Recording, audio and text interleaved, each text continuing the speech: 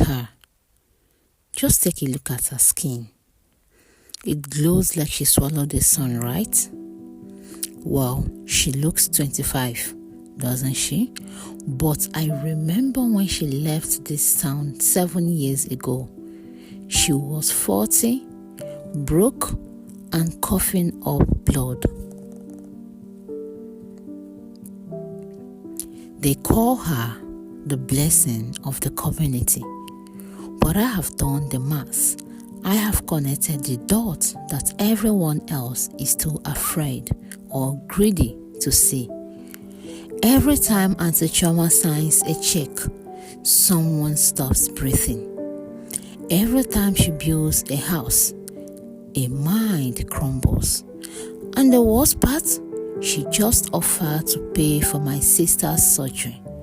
And my sister, she said yes.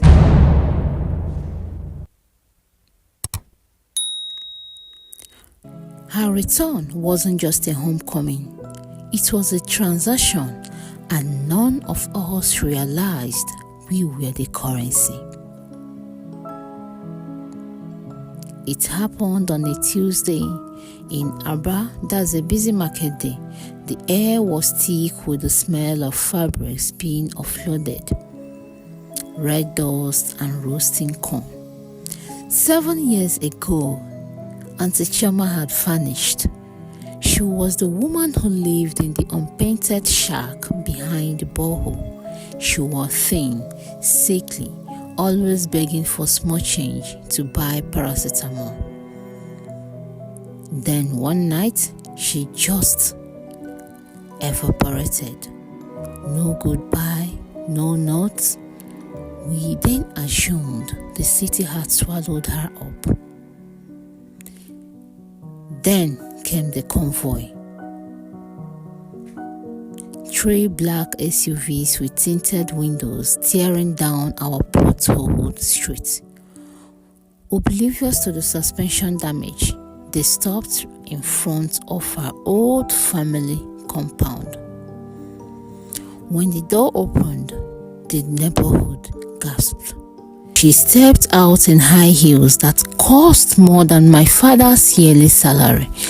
Her skin was flawless, polished like expensive mahogany.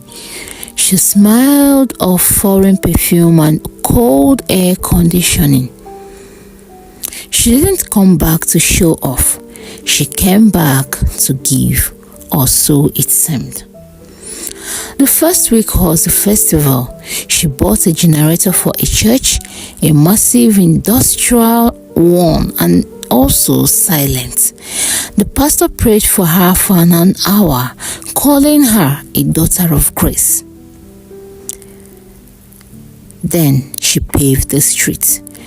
Then she paid the school fees for 20 children in the neighborhood. I watched her from our balcony. She always sat in the courtyard, smiling, and her eyes, it didn't smile. They scanned. They looked at people the way a butcher looks at a cow, assessing the weight, assessing the cut. People flocked to her. Auntie Chioma, help me, they cried. And the surprising thing is that she never said no. That was the first red flag. In this life, nobody says yes to everything unless the price has already been paid elsewhere. The first accident happened a month later. It was Mr. Okafor. He was the one who asked Chioma for capital to expand his fabric shop in the Arere main market. She gave him 2 million naira cash. He sure became the biggest on the block. He was making money hand over fist. Then 3 weeks later, I saw him sitting in the middle of the market. Outside his shop, he was staring at the sun, directly at the blazing afternoon sun, and he didn't blink for a second.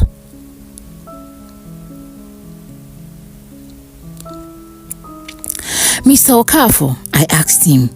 He turned to me. His eyes were milky white, clouded over completely. "I can't see the fabrics anymore, Ngozi," he whispered, smiling a terrifying vacant smile. "But the money feels so crisp in my hands." The doctor said it was a sudden genetic degradation, rare, explainable. But that evening, I saw Auntie Chioma. She was walking past our gate without her glasses. She used to need a thick lenses to read. But right now, she spotted a coin on the roadside, 10 meters away.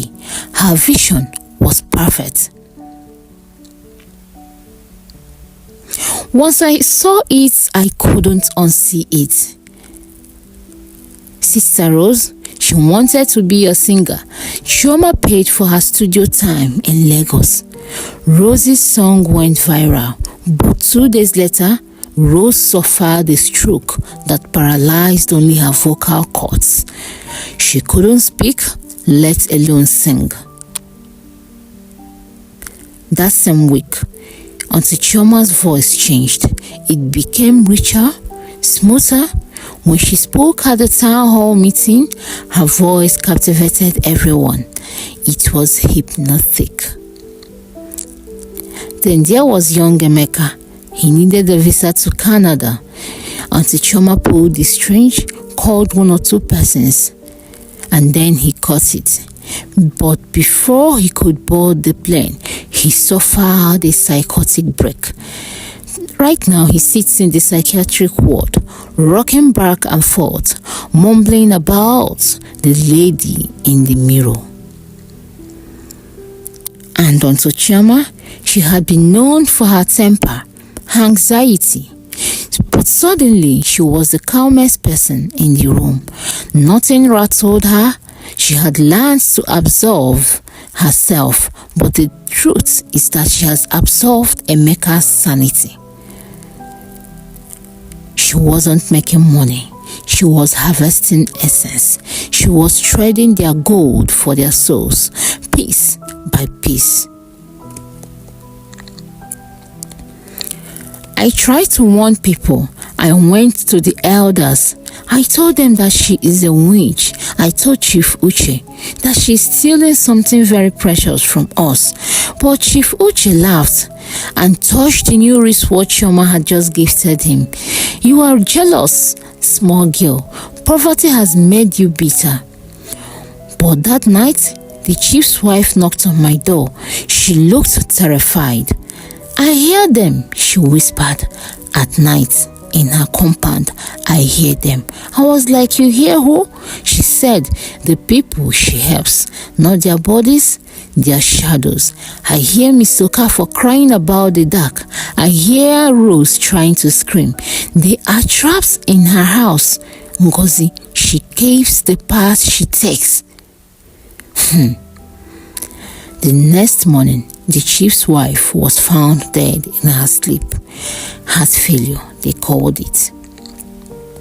Chioma organized the funeral. She looked more vibrant than ever. Her skin was practically luminescent. She cried beautiful, perfect tears that didn't ruin her makeup. That brings us to yesterday. My sister had been sick for years. Kidney issues, dialysis is expensive, and we are drowning in debt. I came home from work to find Auntie Chioma sitting in our living room. The air smelled of ozone and expensive flowers. "Ngozi," she said, her voice sounding exactly like the singer Rose used to sound. "Your sister, she is a good woman. She shouldn't suffer." She placed a check on the table. It was enough for a transplant in India, plus airfare, plus a new house. My sister was weeping with gratitude. She reached for the check. "No," I shouted. I grabbed my sister's hand. "Don't touch it, sis. This is not money. This is debt." But Auntie Chioma didn't get angry. She didn't yell. She just looked at me, and for a second, her face shifted. The old Auntie Chioma, the sick dying woman from 7 years ago, screaming silently beneath the beautiful mask. "Everyone pays, Ngozi," she said softly.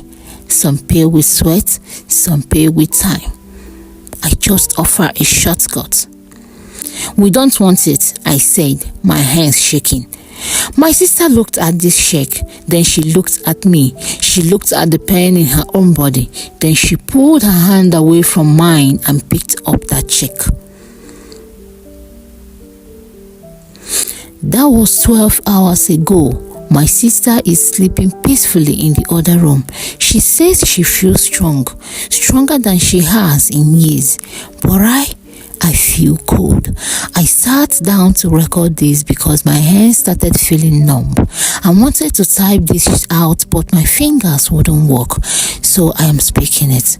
But as I speak, do I sound different to you? I am realizing something. My sister didn't shred her kidney.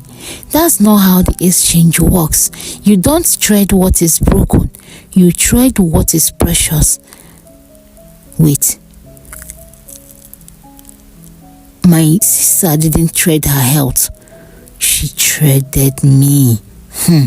She traded her sister's future so she could have her present. She's here, Auntie Chioma. She's not visiting my sister. She's coming to my room. I think she's here to collect the interest. If you are watching this and someone offers you a gift that seems too good to be true, look at their eyes. If they don't blink, run.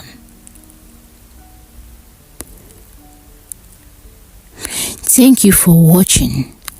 My name is Ngozi and I have decided to join Auntie Chioma's team. We are looking for new friends. We have so much to give. Drop your name in the comments if you need help. We are listening. Auntie Chioma is listening.